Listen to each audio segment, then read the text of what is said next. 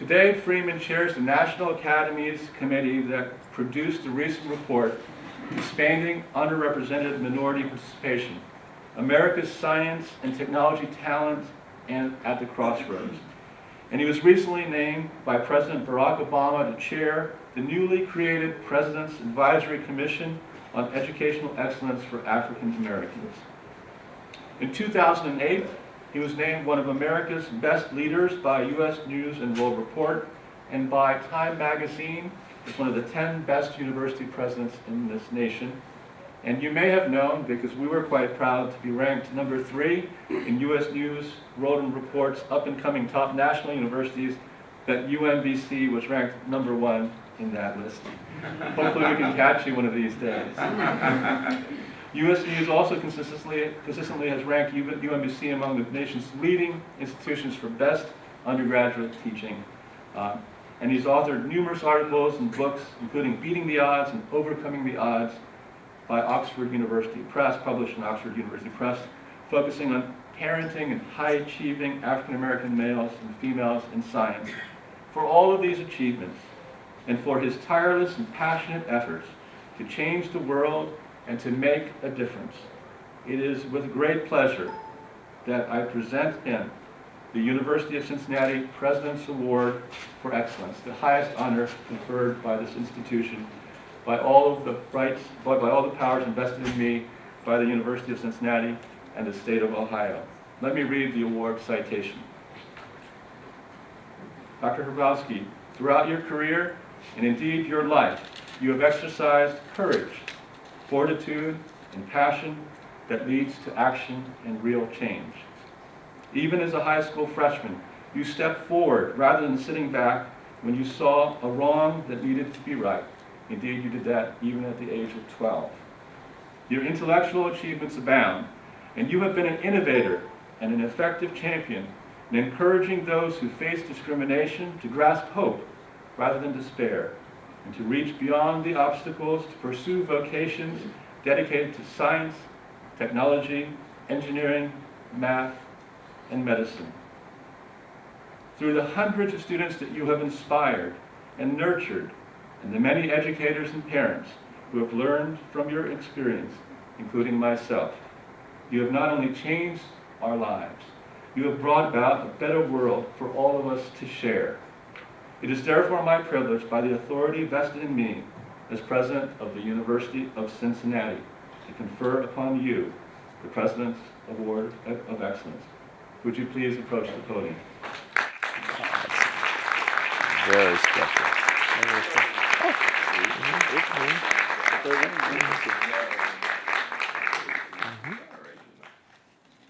It's hard to get over glasses. Thank you very much. Thank you. Hey. Thank you. Thanks a lot for being here. Thank you very much. It's excellent. Quite a surprise. Thank you very much. Good morning. Good morning. I am honored, Santa. I really am, and I'm delighted to see a fellow Baltimorean here doing well. I had the privilege of seeing him in the Harvard program this past summer with other presidents, and we had a great conversation.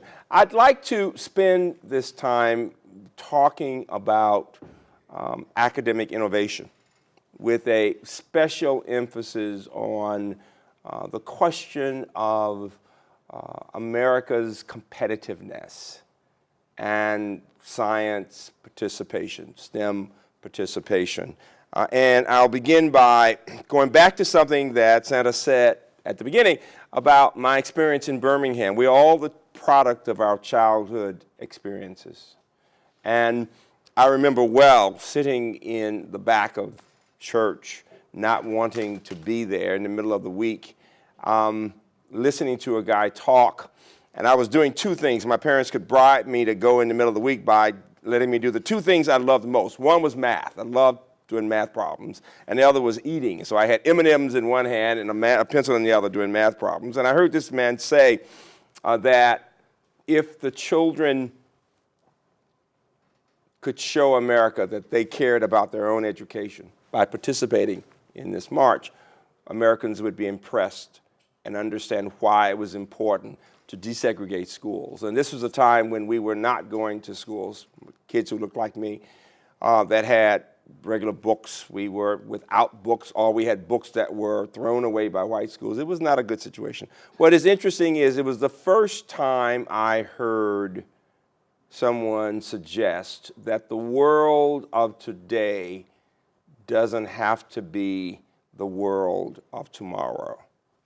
And when I think about this up and coming and academic innovation, the whole point of innovation is to be able to look in the mirror and to ask the question, how might we be different?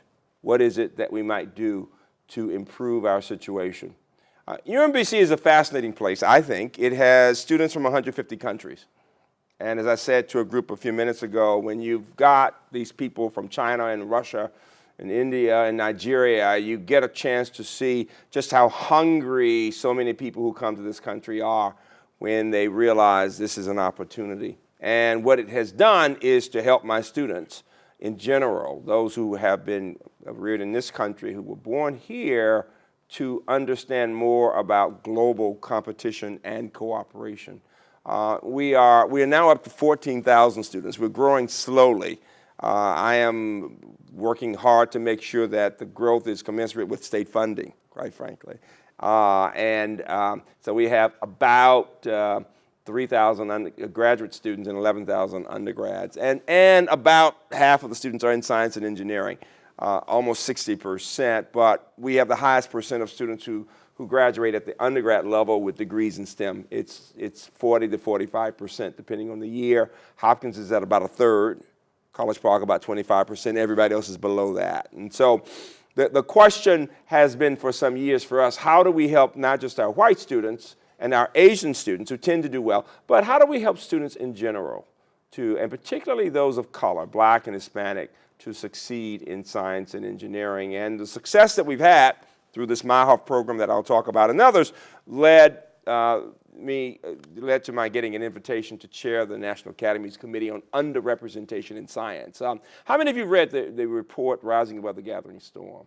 How many of you are in STEM areas? Let me make sure and get a sense of that. A number of you are.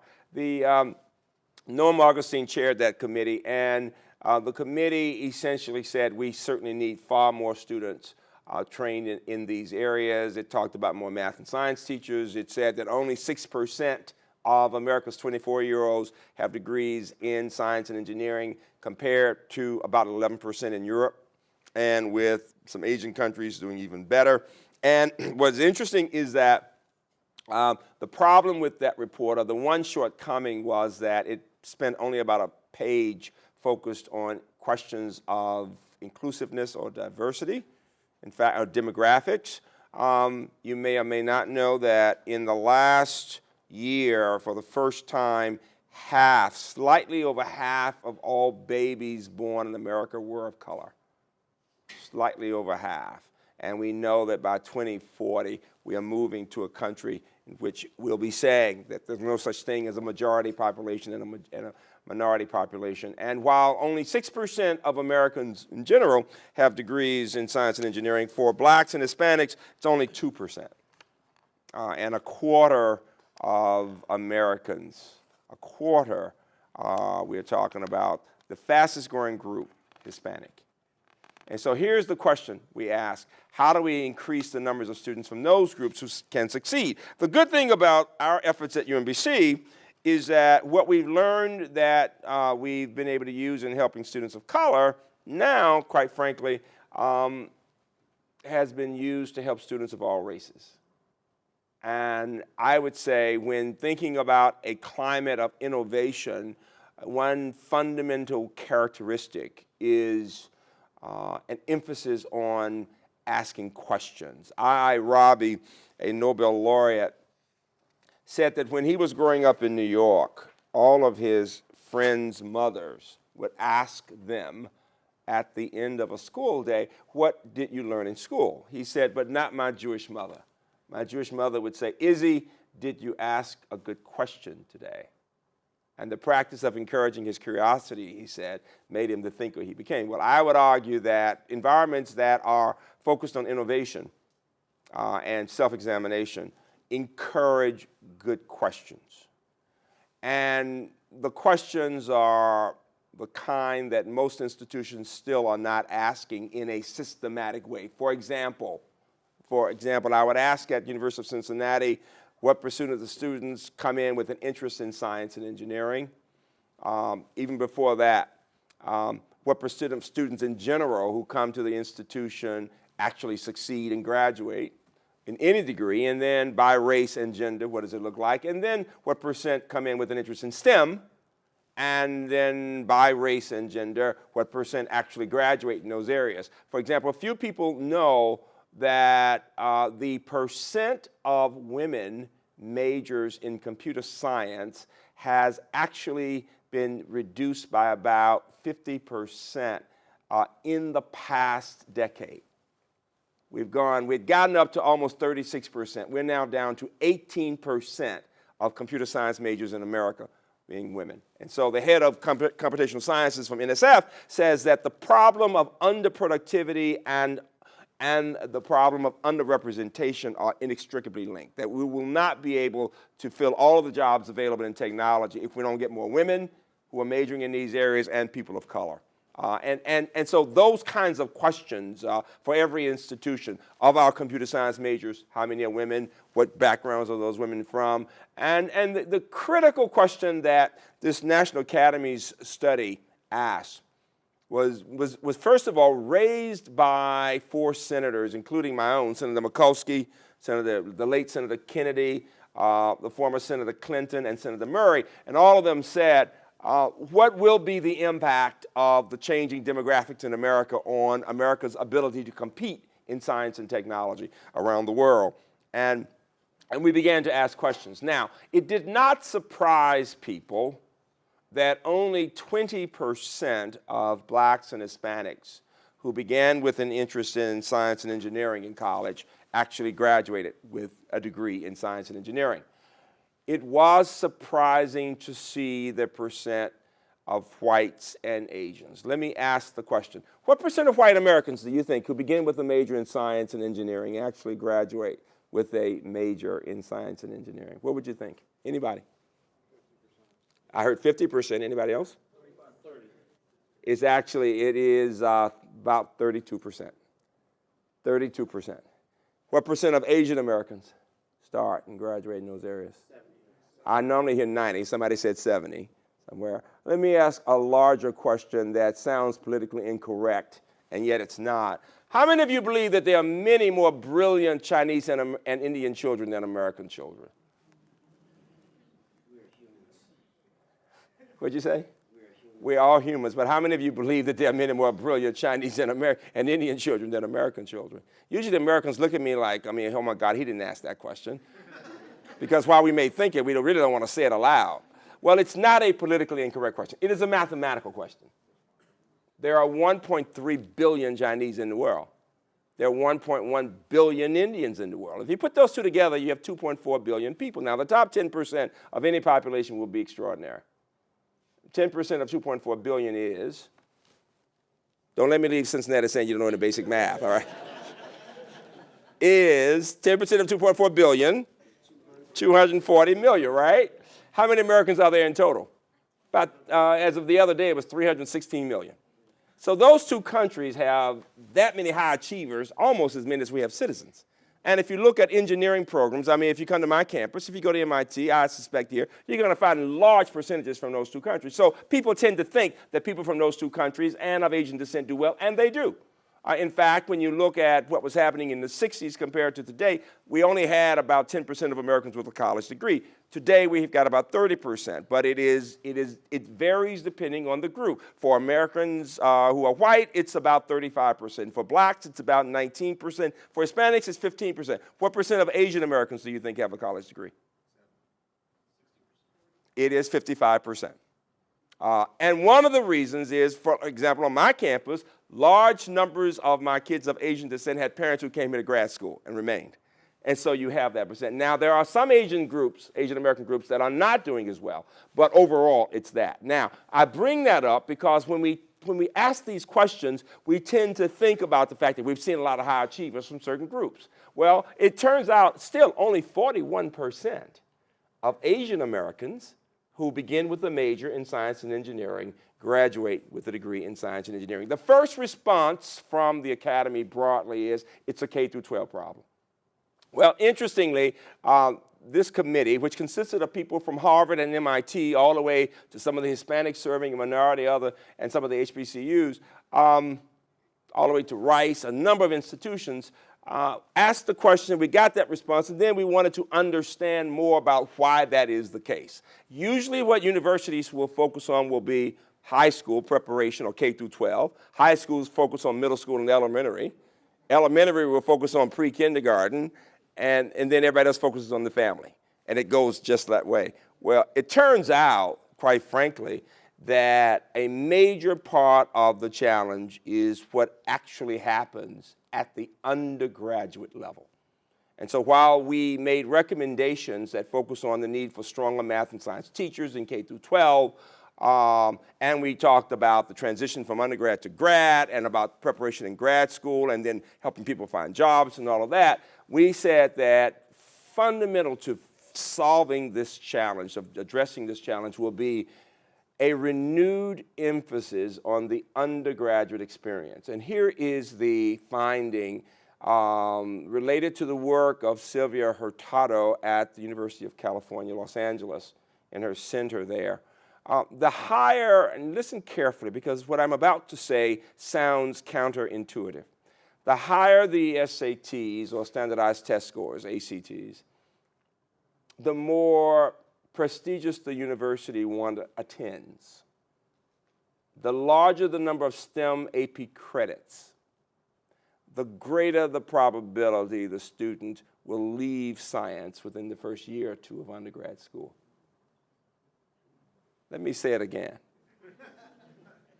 The higher the test scores, the more AP credits in STEM, the more prestigious the university, the greater the probability within the first year or two the student will leave. Now, often the student will say, oh, I just love something else more. Well, of course, if you get a C in chemistry and an A in English, of course you love English better. I mean, more so. I mean, whatever you do well in, where you find the nurturing, you're going to like it more. And of course, if you've been valedictorian of your school, you come to big prestigious place and you don't do well, you're not going home saying I bummed out in chemistry. You'll just say, well, I just like something else better. But when you look at what has happened, what you see is just what I said. And so I always make the joke that kids start off in pre-med and they become great lawyers all the time. The head of one of the big national agencies, when I was speaking, the general counsel came and followed me out and she said, you just told my story. I had perfect SAT. I went to the best of the best in terms of prestige, and I didn't do well in that first chemistry course. I left it as quickly as I could. I majored in humanities, and I've never looked back. But I've always felt bad about it. Now, what I would say to the scientific community, starting with NIH, NIH is always talking about the need for more public support as it works to get money from Congress, that if even the highest achievers sometimes don't succeed in science, why would we expect the general public to be supportive of investment in science? Whether someone decides to go on and have a career in science or not, if the first year's experience is not a good one, why would we expect it? Now, what I will tell you, and so what we are recommending, what we said was we need to rethink first and second year science and engineering teaching and learning. Now, my system, University System of Maryland, has really focused on that. We actually, some of us are advisors to the president. We had him talking about course redesign in the last president's State of the Union address, for example. And here is the point, that my campus, through this Meyerhoff program and some other initiatives, has been for about a decade working on redesign of courses. If you get a chance to look at the UMBC website, go to the CDC, the Chemistry Discovery Center. We've moved away from the traditional lecture model, and everything is a hybrid approach. But most important, we are focused on students working in groups of 4. Each person has a role. It's active learning. We don't give them the theories. They have to discover the theories. Their grade is based on individual effort and group effort. We use the Blackboard system to allow them to look at the relationship between their performance on tests and their actual work, quite frankly, in the group and individually, in real time. And most important, we have seen a 50% increase in the percent of students getting at least a B in the course. Now, when we were working on the notion of improving performance of minority students 20 years ago, what we found most helpful was the use of analytics. Most universities, more than you realize, rely on anecdotal information in either making decisions or creating the narrative for the institution, as opposed to data analysis that will allow you to dive into why people did or did not make it. And we had studied the performance of black kids who came in and who were the best and who got C's in courses. And what we saw was if they got a C in that first chemistry course, and they were thinking about pre-med or PhD or whatever, in most cases, they quite frankly did not make it. In fact, we could tell you that the probability of a student who earned a C in the first year course actually graduating with a major in that discipline, physics or chemistry, was about 0.1. In other words, we saw that unless they got at least a B in the first year work, they would end up knocking their heads against the walls for a year or two and then changing majors or flunking out. And so we decided to look at performance by gender, by race, and get the same information, and found the same thing. It still was under 0.2. We also saw that the students who came in with 4s and 5s on AP exams often started with Cal 2, Cal 3, or whatever, and even when they made it, they usually got a C in that next course because they were not accustomed to university teaching and testing. Having been involved in writing questions for SAT and AP for years on the AB and BC calculus, you know, if you're in math, that you have formulas, you have problems, and your teacher teaches you how to do certain set types of problems, and you plug in, and you get to the test, and the test looks like that on the AP exam, and you can get a 4 or 5.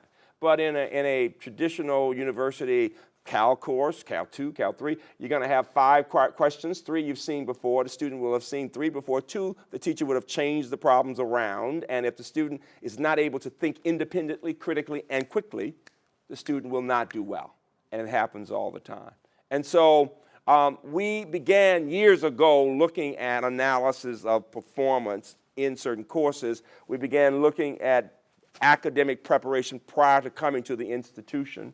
And we started looking at the important role of everything from the standardized test score to the rigor of the coursework taken to the attitudes of the students, so qualitative and quantitative measures, and that allowed us to make some decisions, such as our being very insistent in those first years with Meyerhoff that when students did not get at least a B, the students would retake those courses in those quantitative courses, physics, math, chemistry, those kinds of courses. They didn't like it, but we had that kind of approach in that program because we were trying to figure out the answer to one critical question. What does it take for an underrepresented minority to excel in STEM in a predominantly white setting? I had gone around to MIT, Georgia Tech, all the places. I could not find one predominantly white university in which you had even 4 or 5 black kids doing really well in a STEM area. Really well meaning getting at least B's, feeling good about it, and going on to grad school. Not even 4 or 5 students. So there was no place doing it. And so this has all been an experiment, quite frankly. I will tell you that first kid who got that C in chemistry and who cried when we insisted with his parents that he retake the course because he kept saying, I can do it, I can do it. He did retake the course and did better. He went on to become the first black to get the MD PhD from the University of Pennsylvania and now teaches at Harvard. He would never have been doing any of that if he hadn't retaken that course.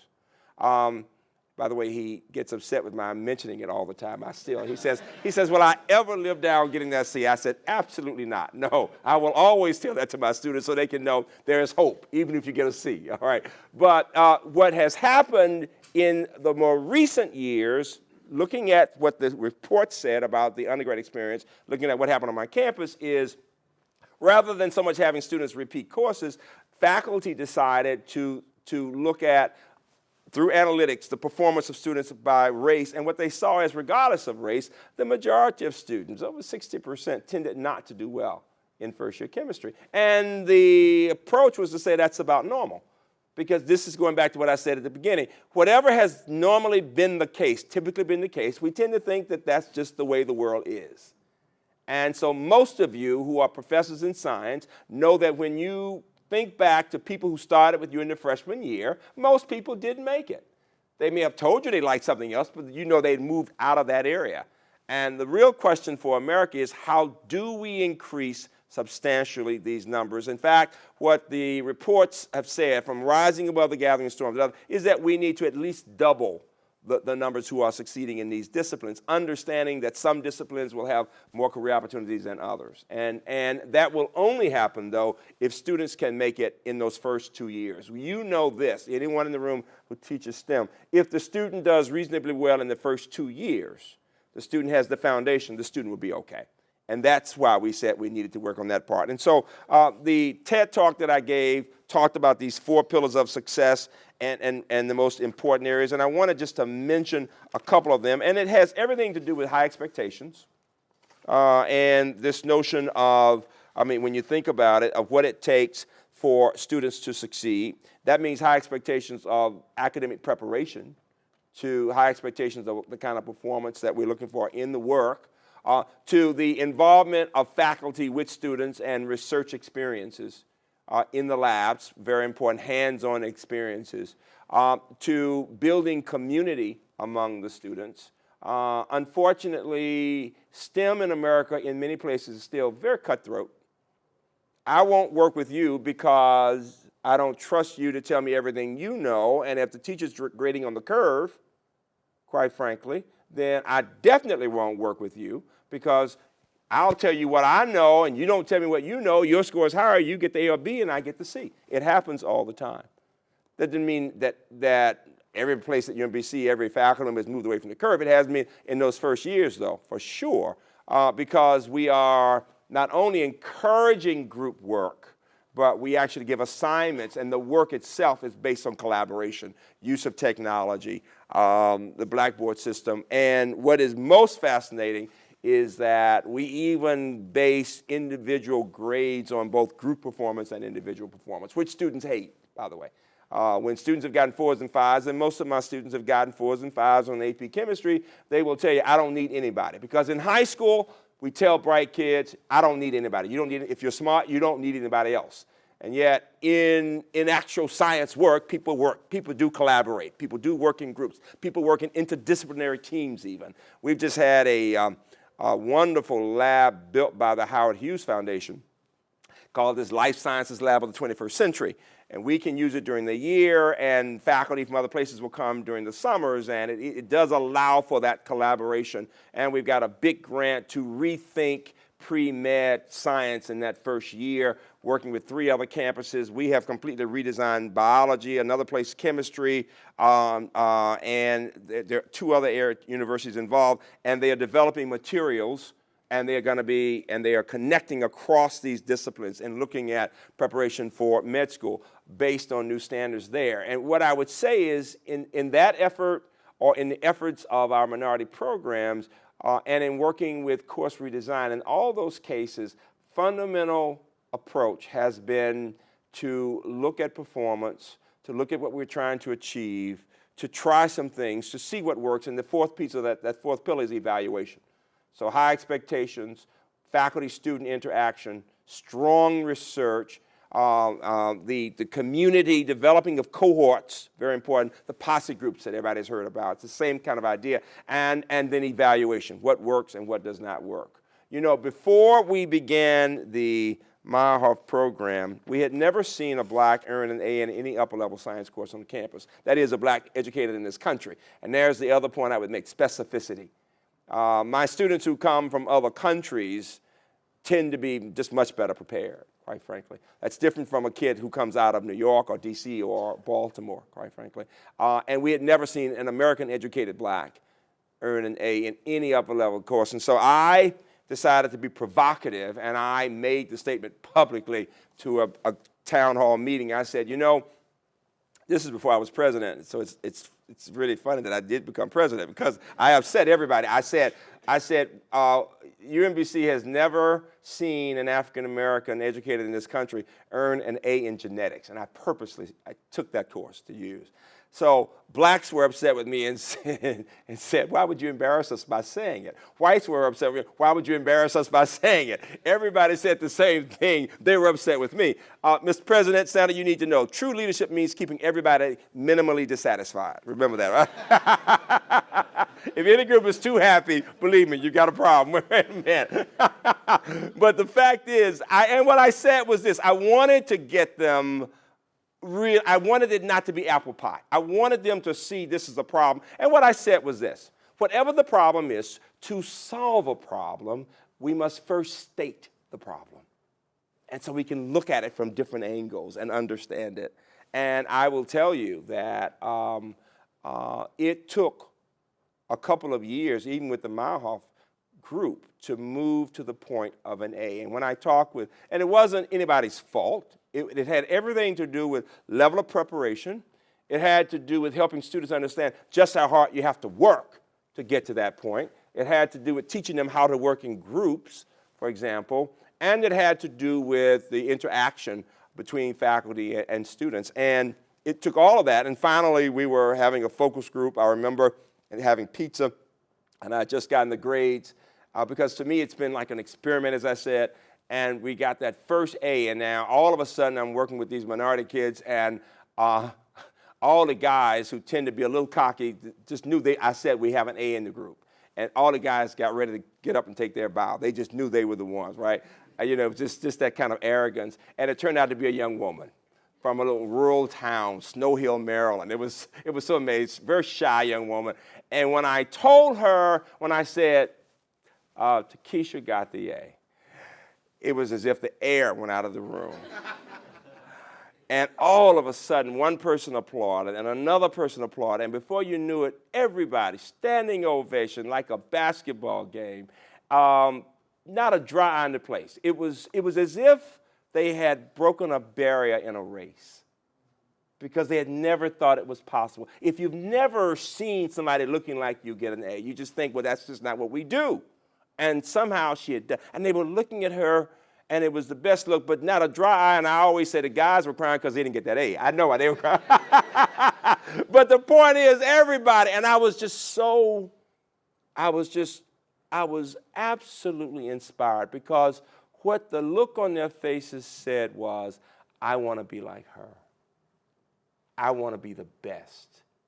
And of all the things I can tell you today, it is that success in these efforts really does require the university, its leaders, its faculty, and its students to really want to be the best. You know, University of Cincinnati is a wonderful institution with its challenges, as we all have, The question is, how do we look at the good and celebrate it while we look at whatever challenges we have, graduation rates of students, performance in science, and bring the level of rigor to that thinking, to that problem solving that we would bring to any major challenge that we face. Aristotle once said that excellence is never an accident. It is the result of high intention and sincere effort and intelligent execution. It represents the best option among many alternatives. And then he said this, choice, not chance, determines your destiny. Choice, not chance, determines your destiny. And there is the ineluctable question, University of Cincinnati, what do you choose? Thank you all very much.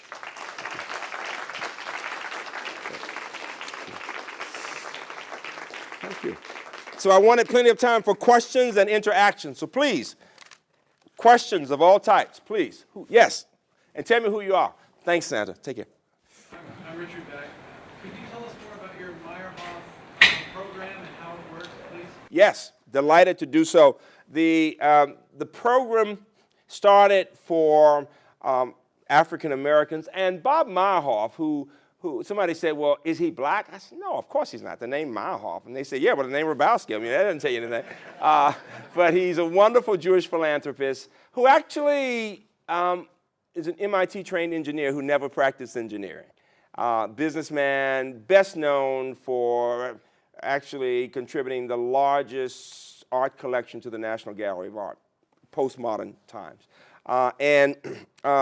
He invited me to talk with him about the question of the problem of black males in American society. At the same time, we were going through this challenge of thinking through how do we help more minority kids make it in science and engineering. We married the two ideas, and the first year was black males. And I said, no, we need some women in there. And he essentially said, it's my money. This is what I want to do. And we did just that. And it was good we did to look at those issues. He had said he had already been funding Goucher for young women and things. You know, it was very interesting. So what happened was that he asked us, what would we do if this is the problem? And I looked at best practices around the country. I looked at what Yuri, a good friend Yuri Treisman, was doing at the time out at Berkeley. I looked at what HBCUs, I'm a graduate of Hampton, and we put together a model with the idea that it would be an iterative process, that we would look at those components of the project, of the program that worked, determine over time which ones were most effective, revise as necessary. And so I started with this notion with my colleagues that we needed to determine the minimum level of academic preparation one needs to have a reasonable chance of succeeding. And I had gotten to that point after having been a grad student at Urbana-Champaign, Champaign-Urbana, when I saw kids from Chicago coming in wanting engineering, and they just didn't have the background. They could have been valedictorian of an inner city school, but test score told me not ready, just didn't have the preparation to do it. And so, and we decided to do something that was a bit different. Rather than, even though we wanted to know a minimum level of skills people needed, I said, we haven't even been able to show as a country that the best prepared students in America, black kids, for example, can succeed in science and engineering, except for an exception here and exception there. That usually when they've made it, it's because they've been in an all-black situation, and then they get some preparation, they go and then they keep working on it, and then they go on, because all the top 10 schools for sending black kids on to get science PhDs have come from HBCUs for years. We've never had a predominantly white school do it. And so we said, let's get the best prepared students we can find and see what's possible. And then it's like the Du Bois area, the idea of the talented 10th. And then once we learn what we can get from that group, we can add on and help others. And so that's been the notion, finding the very best prepared students we could find. And when I looked at the performance of students with similar backgrounds, test scores and grades, they still were not, as a rule, making it on my campus. So we knew we had a problem. And so we looked at, and there are a number of factors, and we have a lot of articles published on it, but here are the components. Recruitment of top students, a summer bridge program, scholarship support. You cannot work 20 hours on the outside and major in biochemistry. Just can't do it. You know, I'm always saying to the national agencies, they understand grad student support. They don't get the point that if you're an undergrad majoring in chemical engineering, you cannot be working 25 hours on the outside. Now, if you're working in a lab that's related, that's a different thing. But you know, you've got to be, I always say you have to marry the science. You've got to be there all the time. And then faculty involvement, and faculty have been wonderful. You know, because they'd always been, what can we do, Freeman? I'm not getting into kids like this. So they've always been involved. Study groups, program values, and community. One of our values is this. If you've got 5 students in a course in analytical chemistry, 5 Meyerhoffs, and they've worked together, and 4 get A's on the test and 1 gets a C, they should all be concerned. They should all be concerned. And they need to sit to talk about it. Another program value, you don't just say to people you're doing okay if you're not.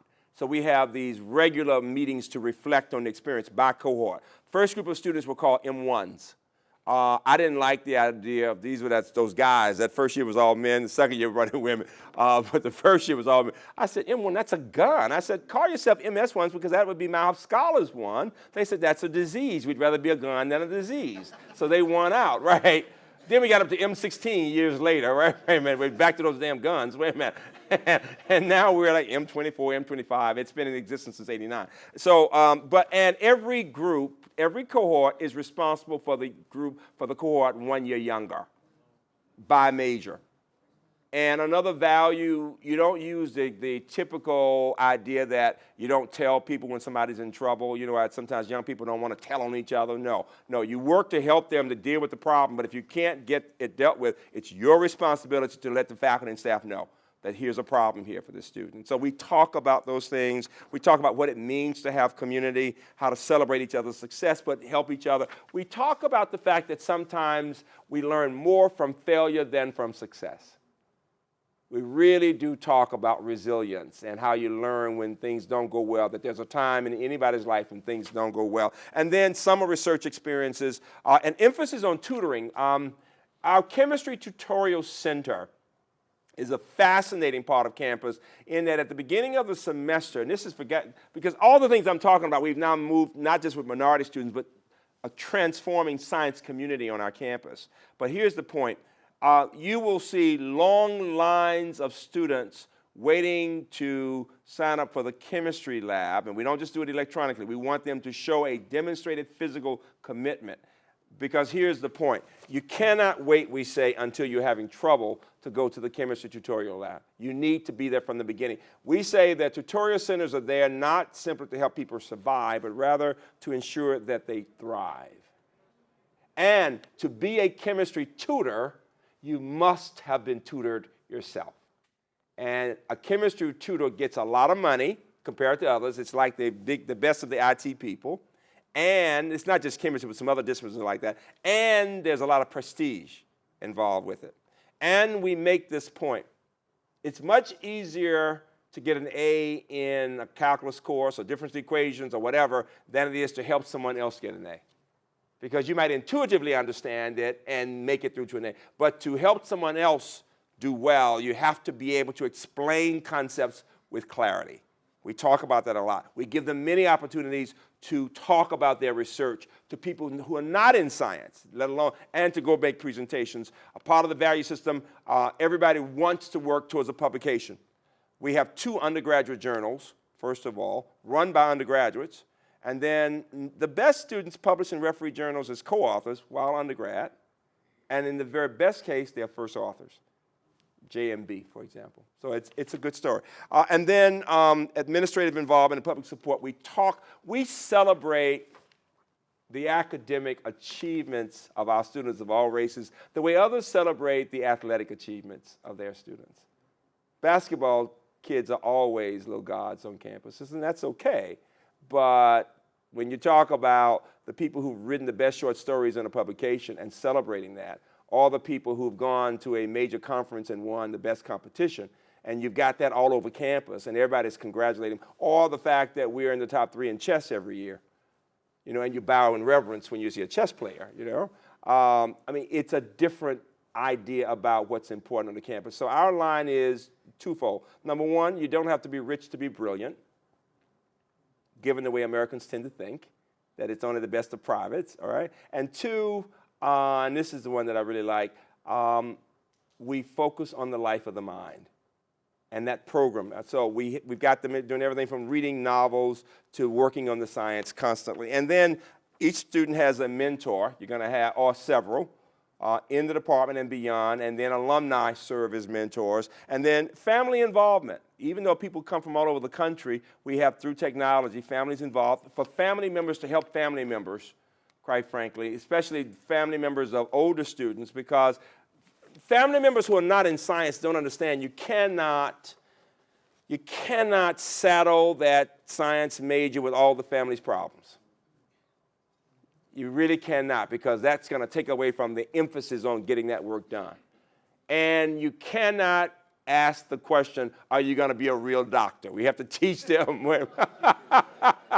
that it's harder. You know, everybody thinks, you know, in the minority communities and amongst people in general, you say MD, of course, and that's fine, but we like saying MD is wonderful and you're helping individuals. But when you have a PhD, quite frankly, you may be helping people you will never see. There's something noble about that.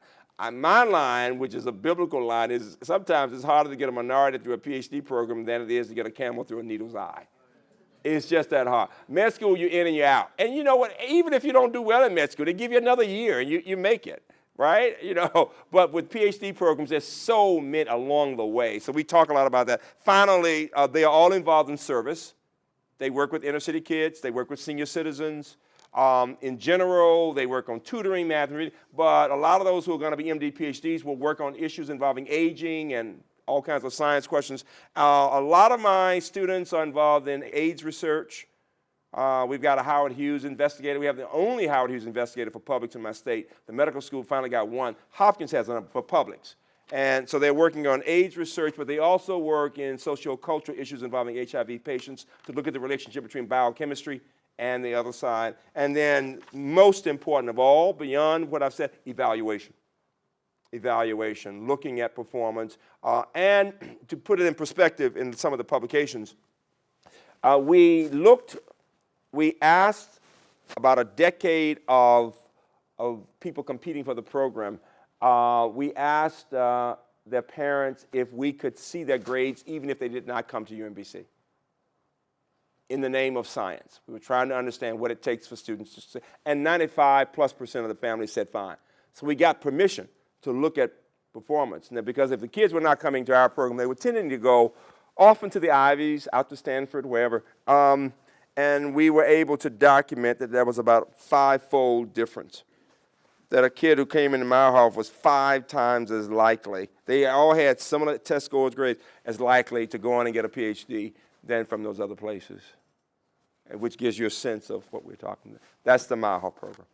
And the best news is we've used it to now replicate it. We actually have the same kind of model for a Drescher Humanities program, Linehan Artist Scholars program, for other science, a Center for Women in IT, Seawick Scholars for women in IT areas, cohort, I mean the idea of cohort, supporting each other, working with faculty, getting involved in research, presenting, those same kinds of things. Yes? The financial investment in the student. First of all, Bob Meyerhoff gave us the first $500,000 20-some years ago. He's now given about $12 million, and we put that in the endowment. And so we get $500,000, $600,000 a year. Now we've got now 200 kids in that Meyerhoff program. It probably takes us $3 million a year. Now, what was really nice, and what we were able to do is to raise money and then get a lot of national investments. This is what I was saying earlier. Most national agencies are looking for ways to invest in institutions that are increasing the number of women and minorities in science and engineering. There's just, a lot of money. NIH, just all these places, NSF, NASA, all of them have these programs. And so we were getting that money. I think what really showed me institutional commitment during one period when we were down some money was when the deans came together and took away from their budgets without my even knowing it and put up almost $1 million to the base to add to the money for those years when we didn't have what we needed. Because they were saying this was so important to the university. Because what it did was it allowed us to begin attracting increasingly well-prepared, not just minority students, but students in general. Bright kids, high achievers, want to be around high achievers.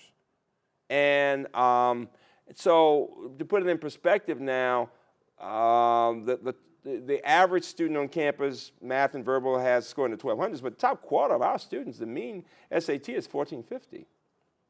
And the difference, so that's about the same as the top half at Hopkins. The difference is a lot of these students made perfect math scores without even trying, without taking any kind of Kaplan course, By the way, we also, just so you don't think we're just being so elitist, we are very involved in K through 12 in helping a lot of kids succeed. Now, will those kids come to UMBC? Only if they can compete against my kids from China and Russia, quite frankly.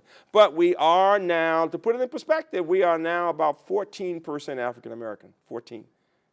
Put it in, yes, Hi, Eileen Alexander. Yes. I'm a PhD student in quantitative genomic epidemiology. Oh, very nice. So, thanks. This is wonderful. And I like your emphasis on students and near peers. Yes. But I was wondering, at a large university and a successful university like UC, Yes. how have you addressed teaching and issues maybe of adult learning and respect and pedagogy, so from the faculty perspective, Sure. and how have you evaluated that? Sure. Keep in mind that there's several things. Number one, the advanced program, which is designed to increase the number of women who are in tenure-track positions in STEM, has been an amazing success, and we learned from the minority student piece about community among women faculty. We had thought we had plenty of women in science and engineering, and the women, some of the women faculty came to me and said, you're not following your own advice. I said, what do you mean? They said, you're saying that based on the fact that you see women over in those departments, but you've not done the analytics. You have not really looked at the data. When we looked at the data, what we found was that only 12% of the tenure track and tenured faculty were were women. Others were wonderful grad students, technicians, and whatever, but in terms of the people in powerful positions, so you start there. So we did get the advanced grant, and that did allow us to look at the issues of culture and climate for faculty members, junior faculty, particularly women, but junior faculty, and that was very helpful. We've gone from 12% to about 39% in the last decade of women. Start there. Now, number two, in terms of, we have a major initiative that we've had now for some years in professional development for faculty, in teaching, in use of technology, in looking at different techniques, from the hybrid approach in classes to course redesign, all the way over to assessment. I give awards each year, President's Awards for research and teaching. The researcher must have been an excellent teacher, and the teacher must have done great research and connected it to the teaching also. And then there's this cadre of faculty members who've gotten those awards, who serve as supporters of others, but also who give talks on teaching regularly. And then at the grad school level, we have, for our PhD students who are going to be faculty members, we actually have grants focused on preparing the professoriate. And that's involving teaching and evaluation of those teachers, and grad students who are not only working with faculty members, but who have a chance to have these circles of teaching where they get, again, building community among the students, to look among grad students, to look at what's working and what's not working, and in connecting performance to it. Because here's the one question that we don't ask enough. If I come into a room and it's a class in differential equations, and I give a series of very eloquently presented material, and everybody knows I know the work well, and it just sounds wonderful, and then I give a test and everybody flunks. Have I taught it? You see, as a rule, we say, well, we taught it and they just didn't get it. No. We would argue, no, you only teach it if people get it. It's right, you know, it says you presented it, right? But I mean, so it's that's why we spend a lot of time talking about the teaching and learning. We put the two together, that you've got effective teaching means that people are grasping the concepts. And if they're not, you understand why. That they don't have the background? Is it that you're going too fast? So we spend a lot of time focused on the teaching and learning process, the use of technology, but the idea of hybrid approaches. We think that the future will involve less simply lecturing all the time, more flipping courses, but opportunities for lecture when appropriate. So even in courses like engineering, mathematics, fluid mechanics, you'd be surprised. We have flipped the courses. They've flipped the courses, and they talk about what that means in terms of students having to watch certain videos before the class. They work on problem solving, and through the Blackboard system work together, and the faculty member can see what has worked and what has not. She then decides to lecture on that which students didn't understand while reaffirming what they did understand, and then she spends most of the time in the class with them working problems, working with them individually. And so there's a lot, as we talk about redesigning courses and flipping classes, the emphasis is on just that, teaching and learning at each level. It really is. Other questions, please? Yes, Two side questions. Uh-huh. My name is Dr. Mandulua, and I was wondering if you are if you also thought about, the impact of immigration policies. The impact of, Immigration policies. yes. In the sense that, what you also see among, African-American communities is that a lot of people know that in order to get into the United States, Yes. that, having a STEM degree will help you in order to actually design. Yes. The Yes. second part of my question is, what do you believe should be also changed into popular culture in order to stimulate, not only you've done a lot of work, of course, on the university campus, but what can be also done in order to stimulate individuals, especially Americans and in the United States? Sure. Sure. On the first part of the question, I think Congress, many people in Congress really do understand that the strength of our national STEM infrastructure is directly tied to the numbers of people who've come here from other places.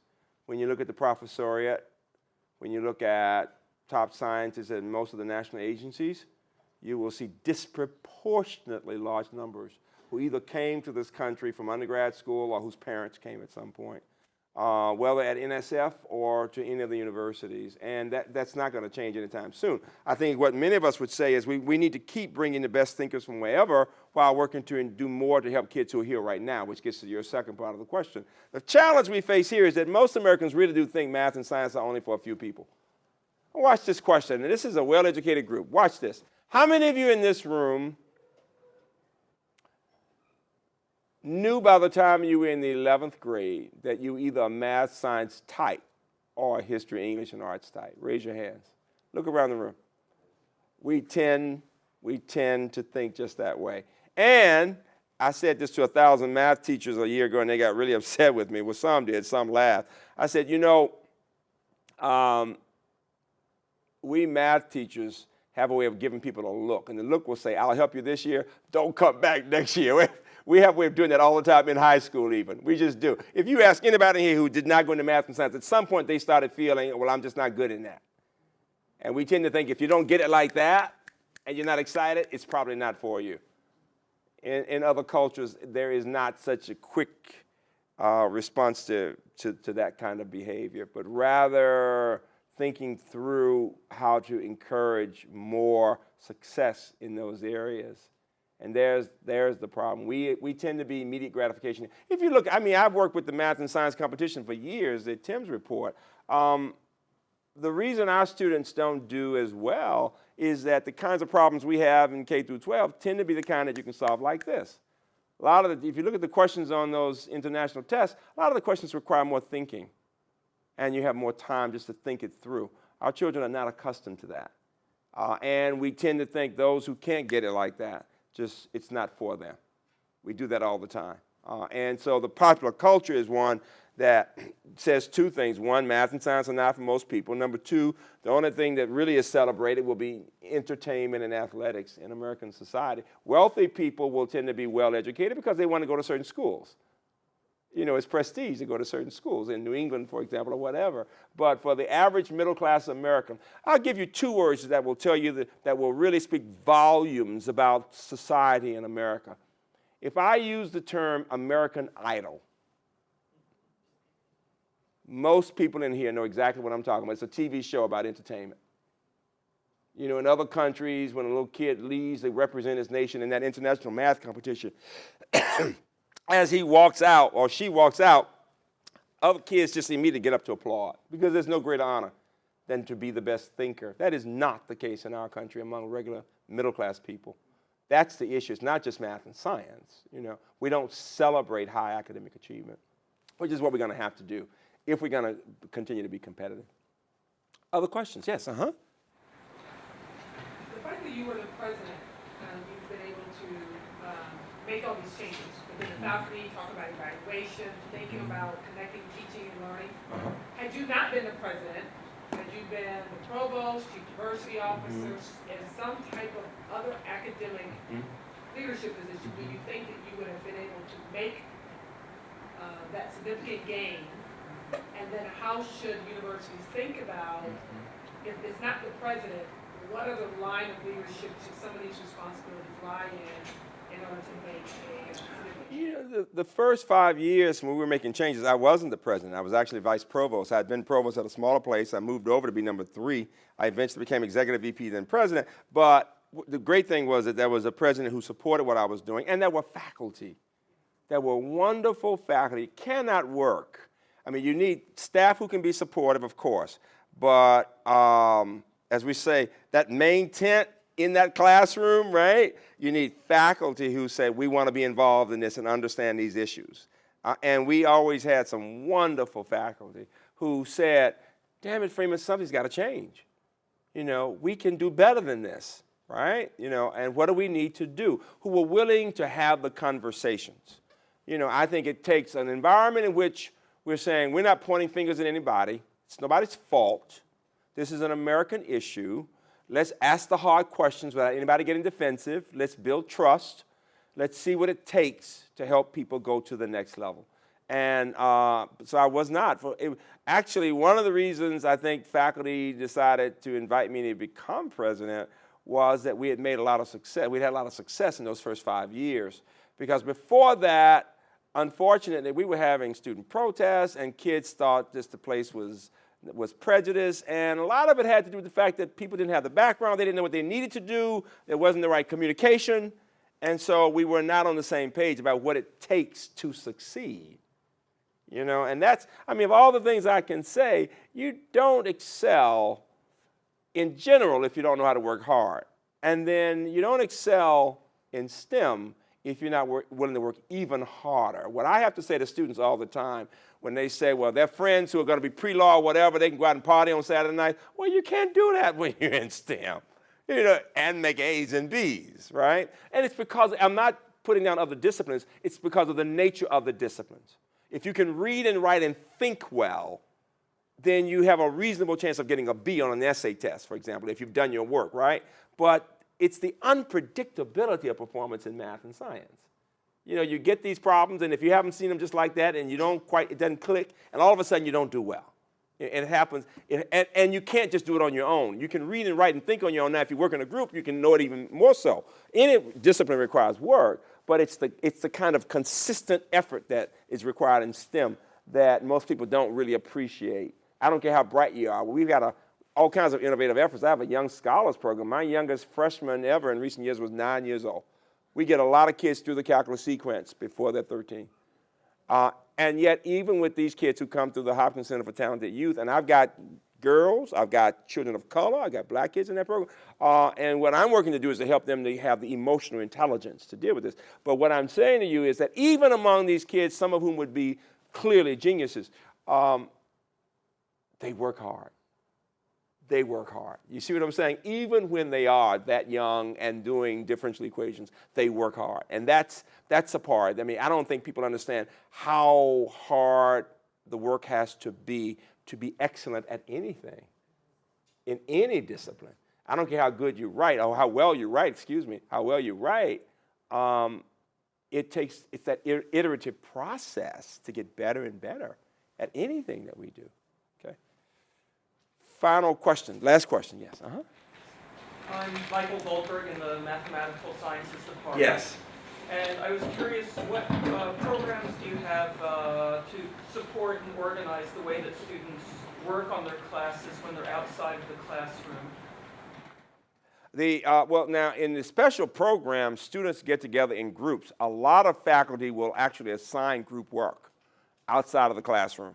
And students do work in those groups, but also using the Blackboard system, people are back and forth. They're using the technology constantly. So they're either working in real groups or virtually they're working in groups. And in many classes, because they've been flipped, they are working in groups and they're solving problems, but the faculty member can watch the problem solving as it's going on.